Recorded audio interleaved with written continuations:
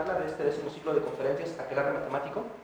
En esta ocasión, Augusto Corona Becerril, de aquí de la Facultad de Ciencias, nos hablará de modelación basada en agentes, la navaja suiza de la modelación. Bueno, pues gracias a todos por venir el día de hoy. Yo voy a hablar justamente de modelación basada en agentes como una alternativa de modelación matemático-computacional para cierto tipo de sistemas. Ahorita vamos a entrar en un poquito más de detalles. Primero, quiero que pensemos en cuando hablamos de modelación matemática, ¿qué es lo que estamos haciendo? ¿No? Estamos haciendo una caricatura de alguna cosa que tiene cierto anclaje en la realidad, ¿no? Entonces, se parece mucho a dibujar un mapa, ¿no? ¿Qué tan fiel es la caricatura a la realidad? Depende de cuál es el objetivo del mapa, ¿no?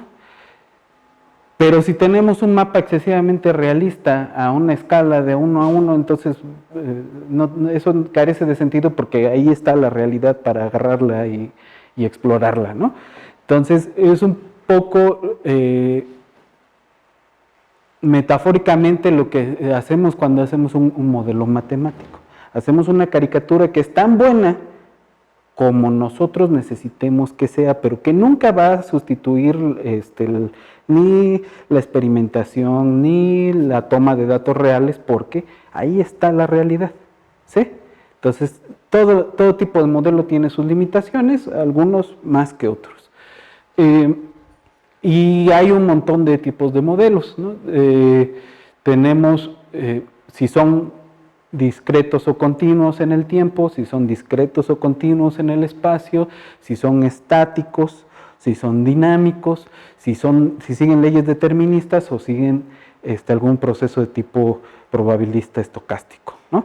Entonces, tenemos una variedad ahí ya cantada de herramientas que podemos utilizar de matemática continua, de matemática discreta, de teoría de la probabilidad y sistemas estocásticos, de sistemas continuos, ecuaciones diferenciales, parciales, fractales, como la otra plática, etcétera, ¿no? Entonces, hay una riqueza de herramientas que podemos usar, pero básicamente siempre es el mismo proceso, ¿no? Tenemos un problema real que lo simplificamos tanto como necesitamos. Ahí hacemos un modelo de juguete, se le llama a veces. Ese modelo lo vamos calibrando con los datos reales. Hacemos una implementación en la computadora donde podemos ir jugando con los parámetros, podemos sacar alguna conclusión y interpretar qué significa eso respecto al problema real, ¿no? ¿Nos está dando información correcta? ¿No nos está dando información correcta? ¿Qué tanto le estamos quitando al hacer la caricatura? ¿Y qué tan importantes son los detalles que nos estamos llevando, ¿no? Entonces, en general en la carrera,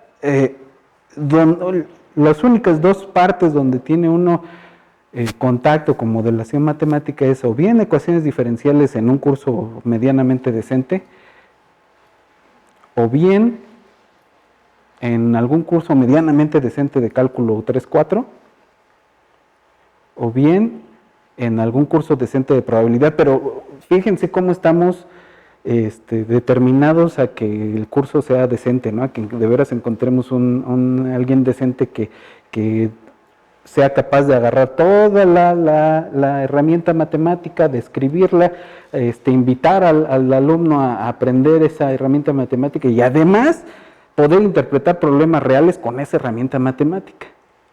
Está difícil, ¿no? Pero bueno, si uno busca en la literatura, casi siempre están de los dos lados, de los dos extremos, ¿no? Los probabilistas y los de ecuaciones diferenciales. A veces hay alguna cosa que lo mezcla, pero casi siempre están en esos dos lados y por ahí andan los que hacen puro cómputo, también con algunas herramientas distintas que más van hacia sistemas discretos. Modelación basada en agente está del lado computacional, pero vamos a ver que puede recoger y hacer un pegote con un montón de herramientas matemáticas para analizar distintos tipos de sistemas. Básicamente necesitamos dos ingredientes, un conjunto de bichos, que le vamos a llamar agentes, y un espacio donde viven, o ambiente le podemos llamar. Estos agentes interactúan entre sí e interactúan con el espacio, con el ambiente, siguiendo ciertas reglas que pueden ser de tipo probabilista, de tipo determinista, o una mezcla de las dos.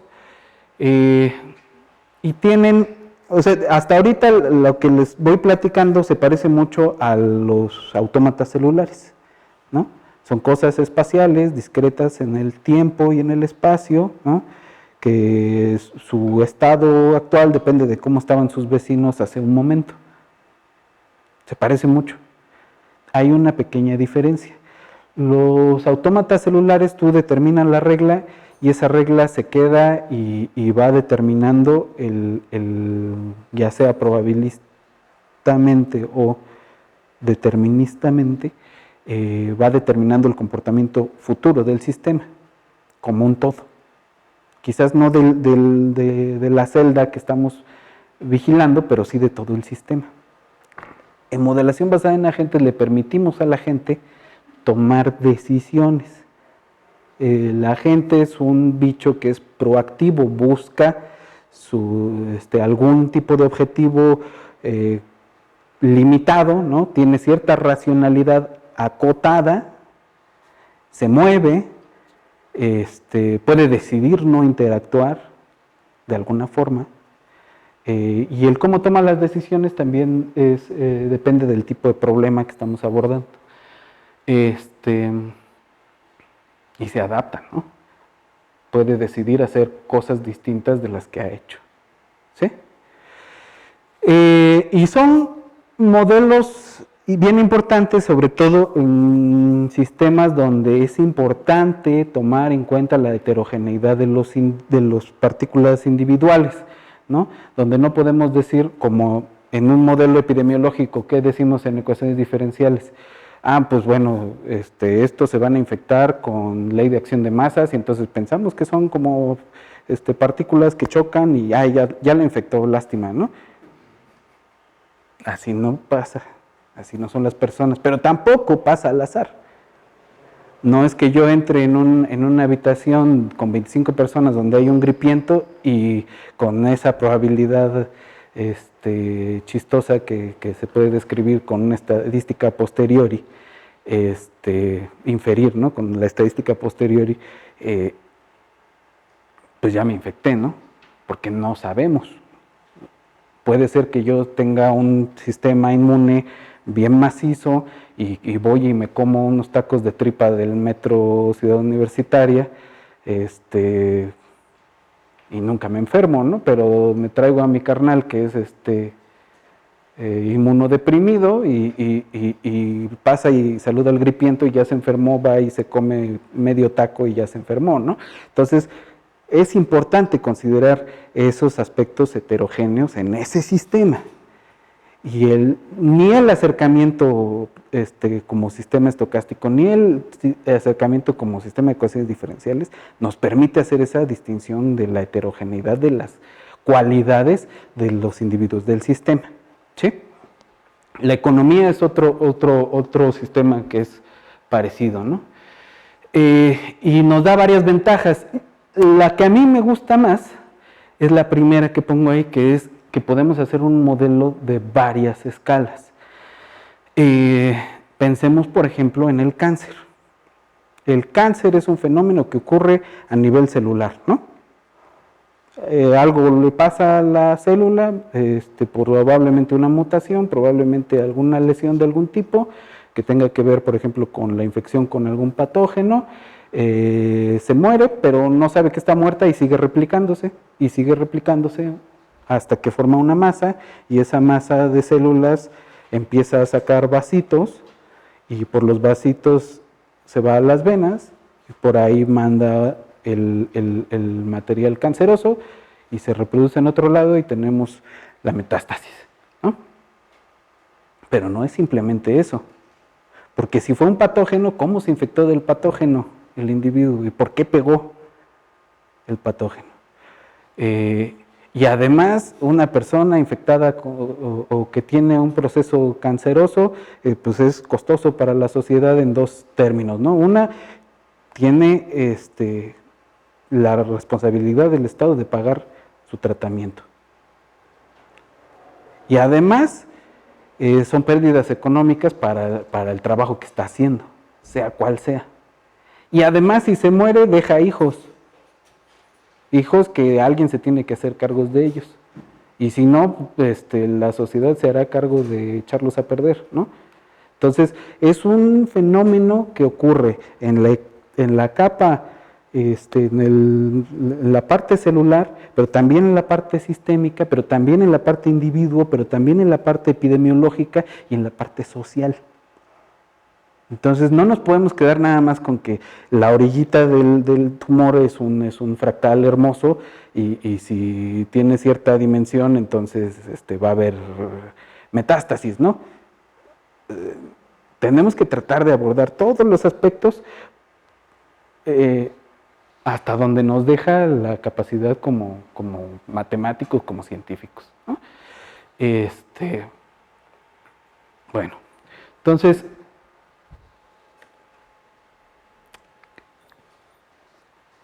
¿qué se puede hacer o en qué se puede hacer modelación basada en agentes? Básicamente es un montón de técnicas computacionales que dependen de que nosotros podamos decirle a un programa que tiene ciertas cualidades, ¿no?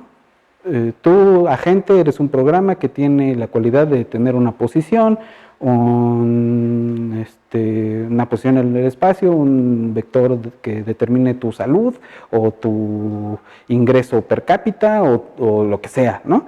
Si eres una célula, pues determina tu cromosoma, etcétera, ¿no? Entonces necesitamos usar programación orientada a objetos. Aunque hay varias plataformas ya montadas explícitamente para hacer modelación basada en agentes. Una de ellas es NetLogo y la otra es Repast, aunque en matemática también tiene algún chipote para hacer modelación basada en agentes. Seguramente Maxima tiene otro muy parecido. Y hay otros, ¿no? Hay uno escrito en Python que se llama Mesa, que es más bien para, bueno, lo han usado en sistemas georreferenciados, ¿no? Y bueno, entonces hay que meterle también un poco la programación orientada a objetos. Python es una buena opción para el que no sabe absolutamente nada de programación. Y pues ahí ya va a depender de qué tipo de máquina tenga acceso uno y qué necesidades gráficas tiene uno para el problema, ¿no? Entonces vamos a empezar con el primer ejemplo. Esto está en NetLogo.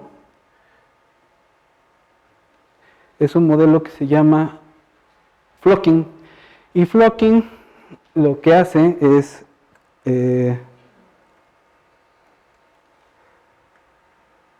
tratar de resolver un problema interesante, simular un problema interesante, que es cómo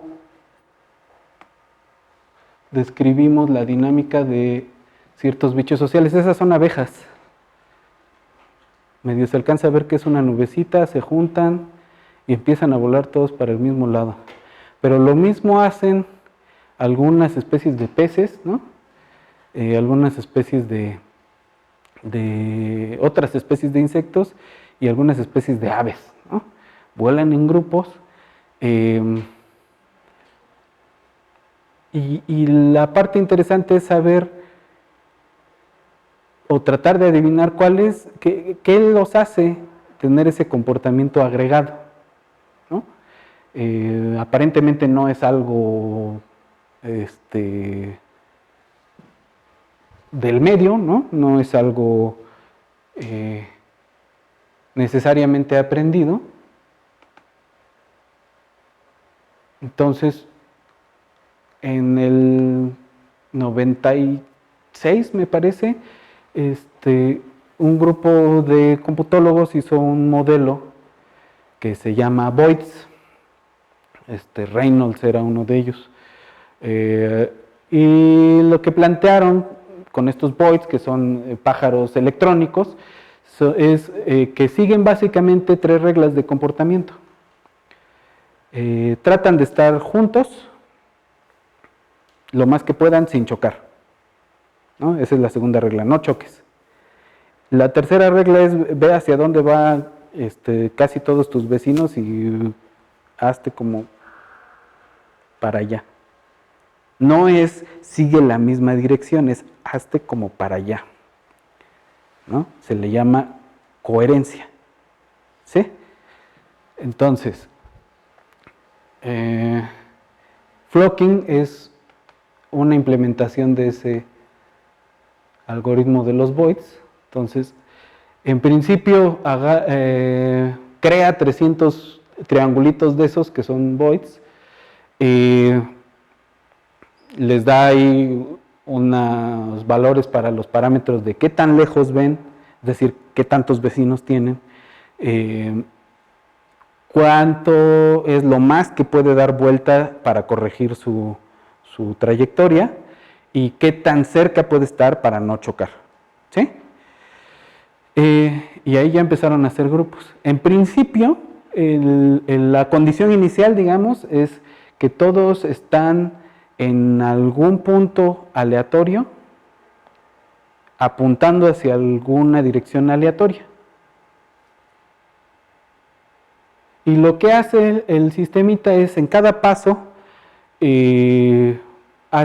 ocupan las 3 reglas. Si tienes alguien más o menos cerca, trata de acercarte lo más que puedas sin chocar y siguiendo con coherencia su trayectoria. Y ahí ya están haciendo un grupo más o menos grande. Después de 300 y pico de pasos, podemos acelerarlo un poco. Y ahí ya, aunque no están todos en el mismo grupo propiamente, pero ya todos van en la misma dirección. ¿Sí está bien? Se pueden cambiar. La cosa interesante que tiene esto para jugar el NetLogo es que uno puede cambiar en vivo los parámetros que se están usando para la simulación. Entonces podemos pedirles que vean un poco más y deberían converger un poquito más rápido los grupos. Si los dejamos ver menos, van a saber, fíjense ahí, ya se formaron varios grupos y en cuanto se encuentran corrigen su trayectoria, ¿ya vieron?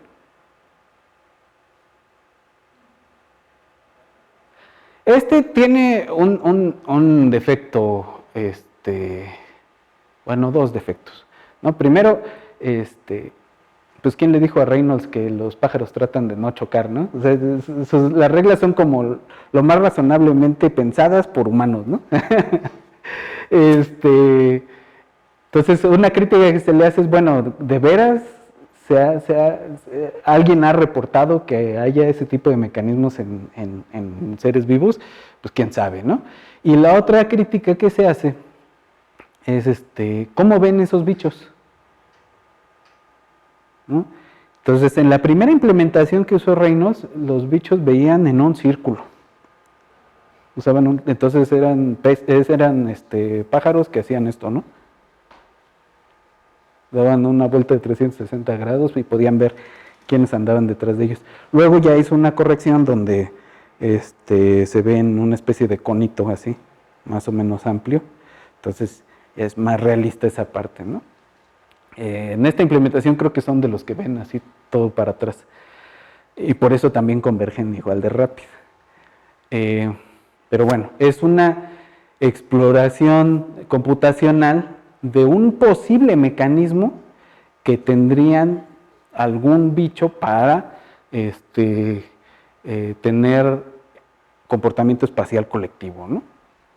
Entonces, la parte interesante es que son reglas sencillas, ¿no? No hay operadores de orden 8 actuando en un espacio de Hilbert con no sé qué, ¿no? Y son reglas que matemáticamente lo único que están expresando son las leyes de la mecánica de Newton. ¿Cómo corriges? Pues si ves a alguien ahí, te haces tantito de acá. ¿Cómo es que te haces tantito así? Pues calculan el sistema, el centro de masa de un grupo de bichos, y a partir de allí es el centro desde el cual gravitan los demás. ¿Sí? Mecánica newtoniana. ¿Sí? Ok. Entonces, vamos a parar a este. Les quiero poner otro ejemplo, ¿no? Entonces esas son las tres reglas.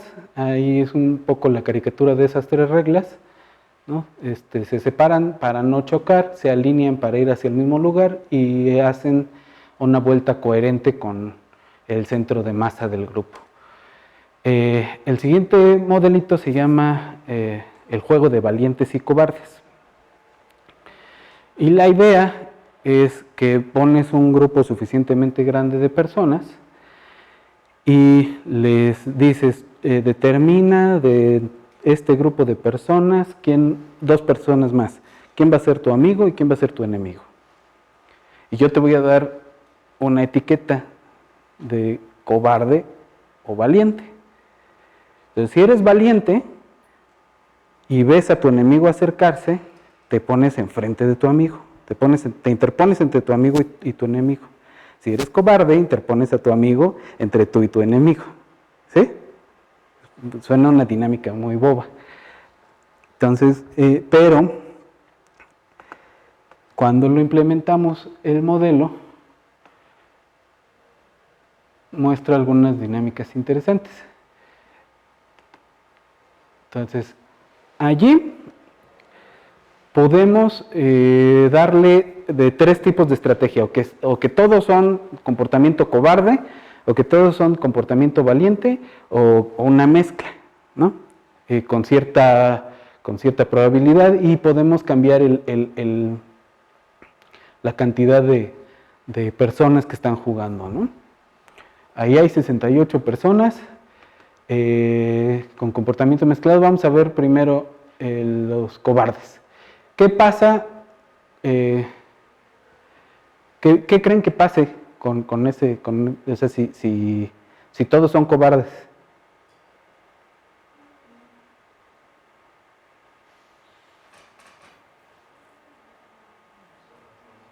Se van a estar poniendo unos detrás de otros, ¿no?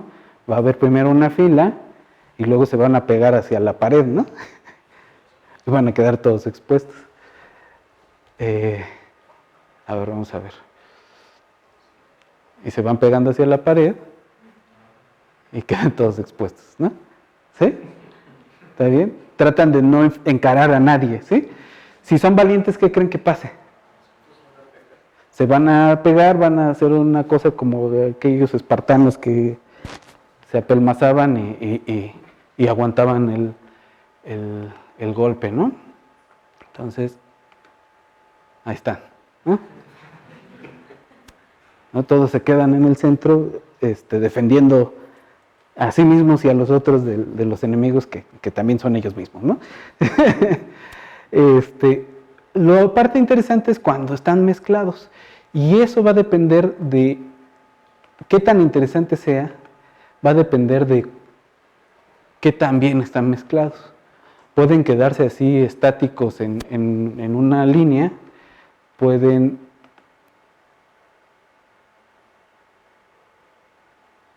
empezar a dar vueltas, a rebotar en las paredes,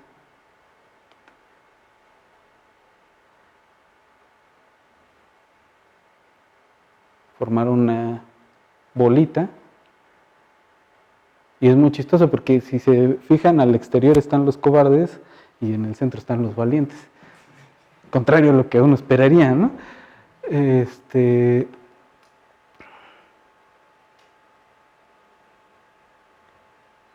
Pueden hacer esa especie de gusanito antes de apelmazarse, quedarse fijos A esa creo que le llaman el papalote, a esa configuración. Y depende de inicialmente cuántos cobardes y cuántos valientes tenías.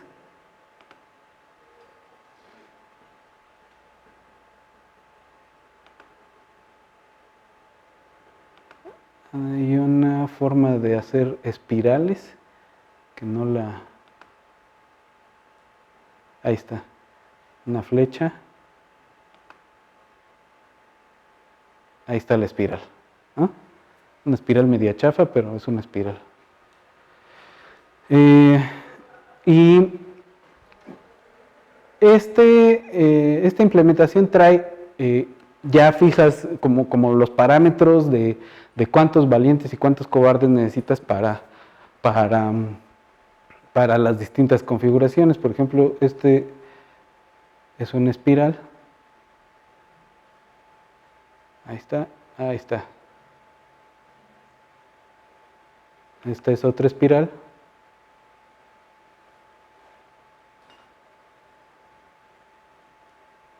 Este le llaman un yoyo.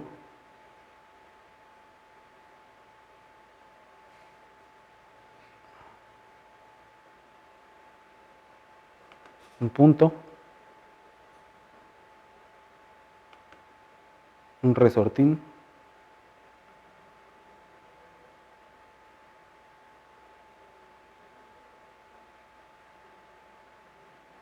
¿No?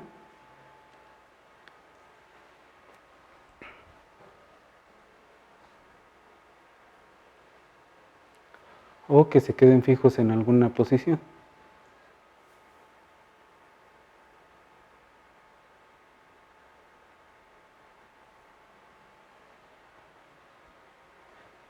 Este es un proceso que tiene dos variables aleatorias. La primera es la distribución entre cobardes y valientes. Y la otra es las posiciones iniciales. Entonces depende también de la posición inicial de los bichos que tanto tiempo se tardan en converger, ya sea hacia una espiral o hacia esa cosa o hacia un yoyo o hacia lo que sea, ¿no? Bueno. Entonces, este es un modelo probabilista.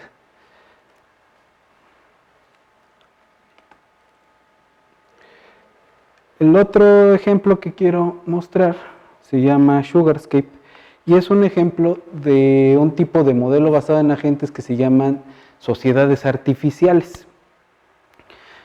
Entonces, Sugarscape es un lugar en donde viven bichos, ¿no? Y los bichos de Sugarscape únicamente viven para acumular y producir e intercambiar azúcar y especias.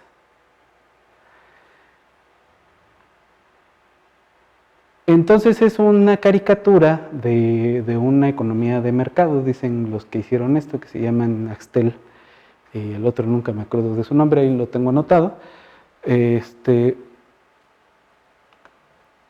Básicamente la cosa amarilla es el azúcar. Entonces los bichos son puestos al azar en algún lugar del espacio, que ya de antemano está distribuido en dos montes de azúcar grandotes.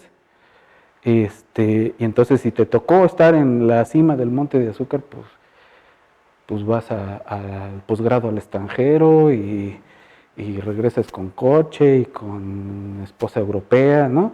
Pero si te tocó estar hasta las orillas blancas, pues ni modo a dar clases de ayudante de profesor de asignatura, ¿no? ¿Sí? ¿Está bien? Entonces, parte de una distribución desigual de la riqueza. Y lo que hace es implementar un mercado que es como el mercado capitalista. Hay una especie de oferta y demanda mediada por este sesgo de qué tanto tienes y en dónde naciste, ¿no? De hecho, hay una tendencia de que el que tiene más se agandalla a los que tienen menos, muy parecido al capitalismo, ¿no? Y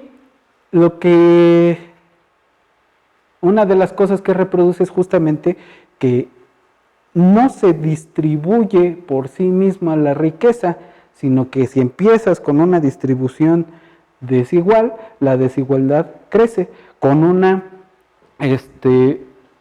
índice, lo podemos medir, que es el índice de Gini, que por acá va a salir acá, que si está debajo de...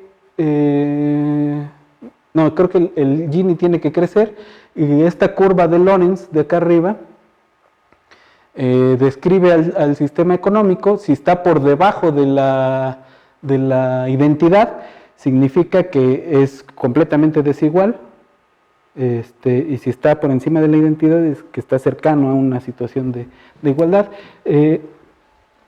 Entonces, de hecho también, pues los bichos se pueden mover buscando donde hay más azúcar, pero a veces tienen que vender su fuerza de trabajo, ¿no?, a los que tienen mucho azúcar para tener acceso al azúcar, ¿no? Y entonces quedan los que estaban muy acá, a las orillas donde no hay nada, pueden acceder, pero a la periferia, no a los centros donde está moviéndose toda esa cosa. La distribución de la riqueza de esta azúcar malsana, pues tiene una cola larga, no es una distribución normal, ¿no? Es una ley de potencias, y el índice de desigualdad de Gini crece y luego se estanca alrededor de un valor estacionario positivo. Siempre va a haber desigualdad, ¿sí? Hay una cantidad de desigualdad necesaria para que ese mercado desigual permanezca y funcione, ¿no? ¿Qué hay metido allí? Pues hay econometría, hay procesos estocásticos, y pues economía básica, ¿no? ¿Sí? ¿Está bien? Ok. Entonces, en el poco tiempo que me queda, quiero platicarles de un par de problemas en los que yo trabajé desde hace tiempo. El primero es un par de modelos en cáncer cervicouterino, ¿no? El cáncer ya, con esta pandilla, ¿no? Que ahí está el Pedro Miramontes, que es profe del departamento, y los otros dos, uno anda en Morelos y el otro en el Politécnico, acá en el DF, ¿no? Entonces, ya platicamos un poco de qué cosa es el cáncer. Las células se van a transformar por alguna razón. Aquí la razón se llama el virus del papiloma humano. Hay una infección con papiloma, y entonces una célula normal puede transformarse en una célula cancerosa, y dependiendo de qué tantas células se junten, vamos a hablar de una lesión de tipo SIN1, SIN2 o SIN3, que o bien, si están en SIN1, que son como el 25% de células transformadas, pueden revertir casi espontáneamente, dicen los médicos, o si son más del 50%, o bien se muere la célula si no está fregado su mecanismo de muerte celular programada, o bien se vuelve una célula metastática y invade los tejidos cercanos y no cercanos, ¿no? Entonces nosotros, aquí las propiedades de cada célula pues van a ser los cromosomas. Entonces el cromosoma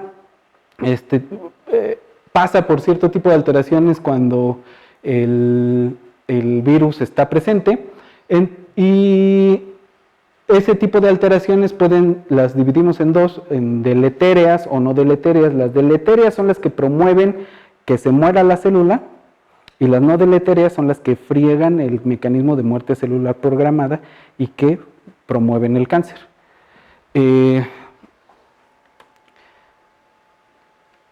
Bueno, consideramos que hay cierto tipo de tratamiento que en general pues es quita un montón de células, aunque no sean todas las cancerosas, ¿no? Entonces, parte de los resultados es que si inicialmente hay demasiadas las transformaciones deletéreas, entonces seguramente se promueve el cáncer invasor, y si no, se puede ir llevando una vida más o menos con algún tratamiento e incluso se puede revertir, ¿no? Ahora, el tipo de alteración que hay en el tejido de una mujer se puede determinar en el Papa Nicolau. O sea, se llevan las muestras de tejido y le hacen, las meten ahí a una centrífuga y ahí notan cuáles son el tipo de alteraciones que puede haber, ya de entrada, ¿no? Entonces, ahí pueden determinar un curso de tratamiento. Pero sí implica que también de parte de los médicos, pues haya, no nada más, encontré una lesión, la voy a quemar, ¿no? Sino esta idea de una medicina que vaya un paso adelante de la enfermedad, ¿no? Entonces, ese es al nivel celular. Hicimos otro modelo que es a nivel epidemiológico, ¿no? Entonces consideramos un sistema donde tenemos dos poblaciones distintas, que son hombres y mujeres, y la parte importante de ese sistema es que son bichos que viven únicamente para buscar pareja. Entonces, si ya están infectados y encuentran una pareja que no está infectada, la infectan con cierta probabilidad, y lo que hicimos aquí fue que cuando iniciamos, los bichos buscaban pareja al azar y el mecanismo era, pues esa me gustó de pareja y ya quedaban emparejados para siempre, lo cual es completamente equivocado, así que modificamos el sistema de tal forma que es una red como las que hace Barabasi, la que logramos al final, que se llaman de preferential attachment, es decir, que hay unos que van a tener mucha efectividad encontrando pareja y otros que no. Hay unos que van a tener mucha necesidad de buscar pareja y otros que no. Y entonces el cómo la interacción media esas dos capacidades es como se forman de veras las parejas. Entonces hicimos una serie de 8 experimentos, corrimos 200 veces el sistema, por un tiempo que era equivalente a 40 años, y lo que modificamos fue justo la tendencia a buscar pareja y qué tan buenos son para encontrar pareja. No, eso no se cambió, eso se distribuyó, más bien el tiempo promedio que dura una pareja, ¿no? Entonces, parejas muy inestables, con personas muy necesitadas de tener una vida de pareja, y parejas muy estables con poca necesidad de cambiar de pareja, ¿no? Entonces, lo que encontramos es interesante porque resulta que montamos en este sistema 3 tipos de vacuna, una que es como la que se aplica, que vale para 2 tipos de virus que son los más frecuentes, otra que toma en cuenta 3 de 5 grandes familias de virus que provocan cáncer, y la última, que es esa misma, pero vacunando hombres y mujeres. Y lo que de veras a tiempos largos, orden de 20, 30 años, disminuye dramáticamente los casos de cáncer es, pues, vacunar hombres y mujeres. Porque si no, lo que tienes es un nicho donde están, un reservorio donde están los hombres que no tenemos síntomas y que estamos infectando por aquí y por allá, ¿no? Entonces, es razonable que si tú tomas parte de esa población y le quitas la capacidad de infectar a los otros, pues va a disminuir esta enfermedad, ¿no?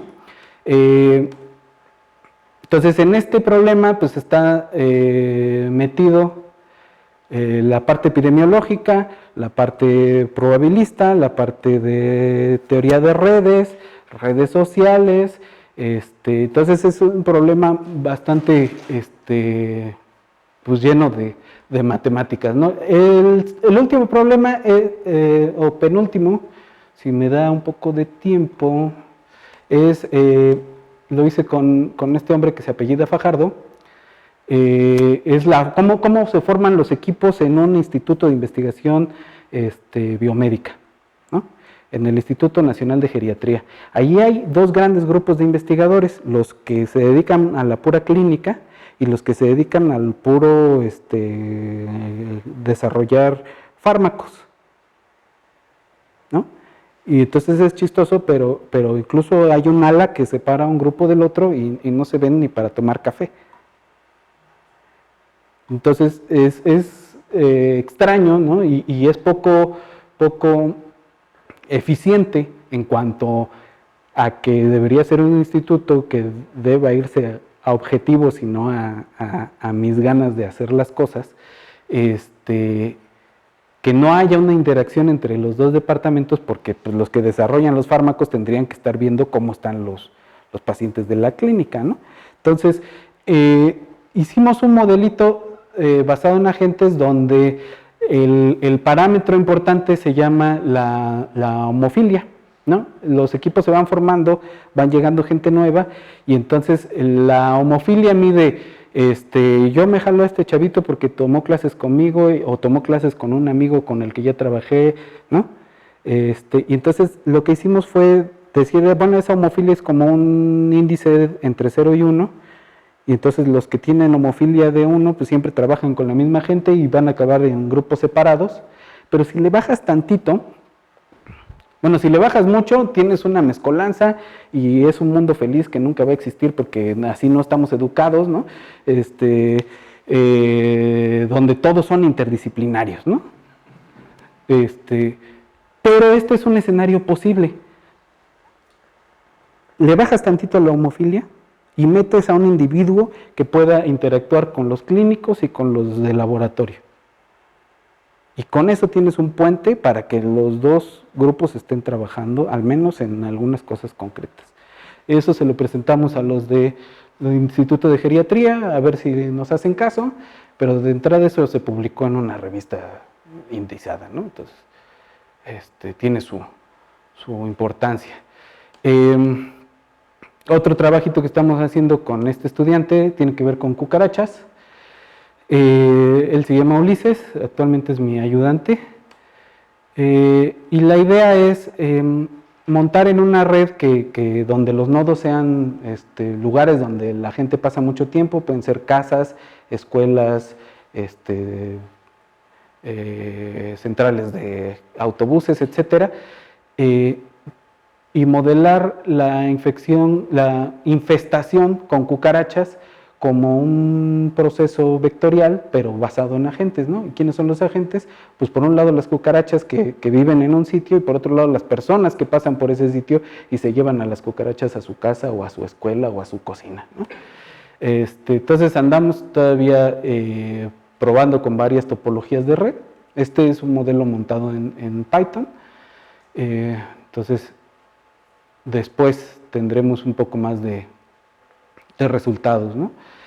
Y finalmente está una interacción ecológica entre dos poblaciones de bacterias. Por un lado tenemos el E. coli, que está de este lado, y acá está el Myxococcus xanthus. El mixococo se come a las E. colis bien eficientemente y sigue un mecanismo que han descrito en la literatura como predataxis, que básicamente se parece a la quimiotaxis, es decir, a la difusión de un químico en un medio o de dos químicos en un medio. ¿Y qué es lo que se está difundiendo? Los desechos del E. coli. Y eso es lo que van siguiendo los mixococos. Entonces eso lo estamos programando apenas. Y lo que hay detrás es un mecanismo de ese tipo con dos. Ese es para una sustancia que se difunde en un medio, ¿no? Pero acá tenemos dos sustancias porque estaríamos tratando a las mixococos como otra sustancia, ¿no? Por el tamaño. Pero bueno, Es un tipo de mecanismo que hay detrás, pero con los métodos computacionales que tenemos, un sistema de ese tipo, pues se difunde como una onda, ¿no? Que se expande.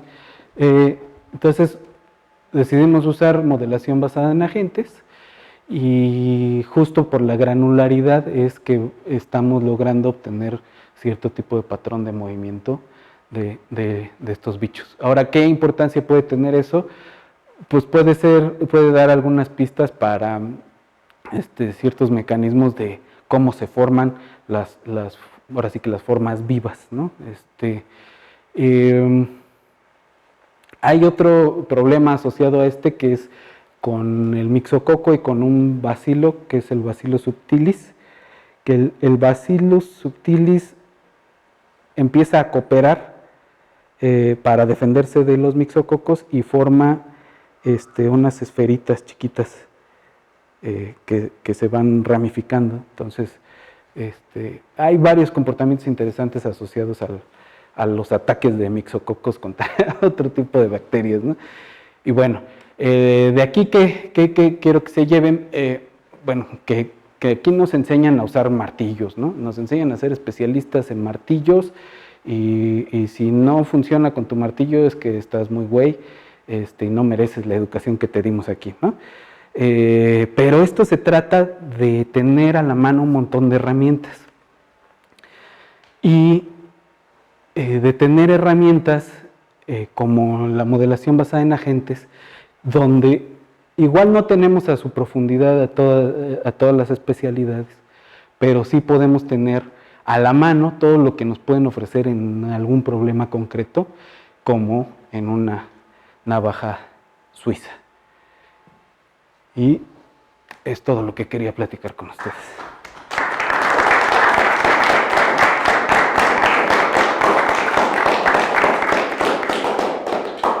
¿Preguntas para Augusto? Sí.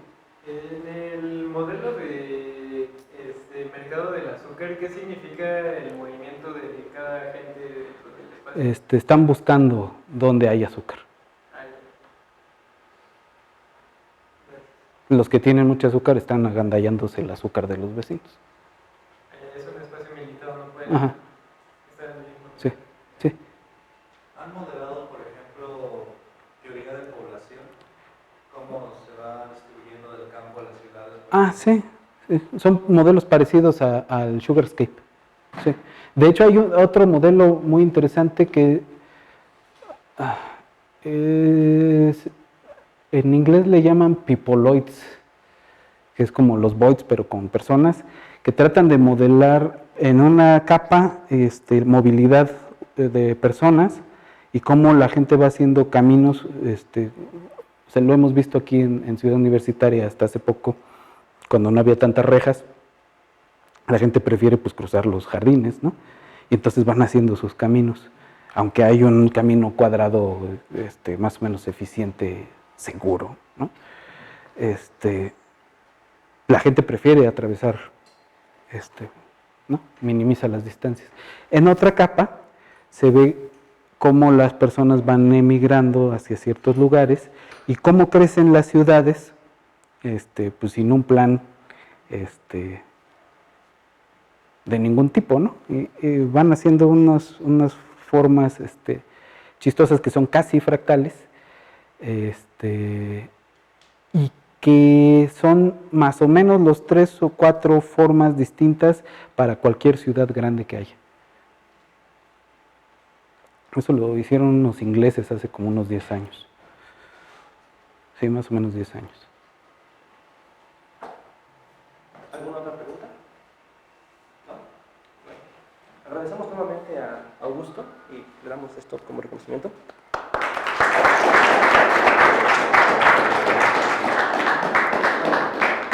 Ahora, antes de que se vayan, Augusto hará una pregunta para que alguno de ustedes se gane un premio. Alguien que se acuerde de las 3 reglas de los voids. Eran que estuvieron juntos, que no chocaran y que se cogieran. La cohesión.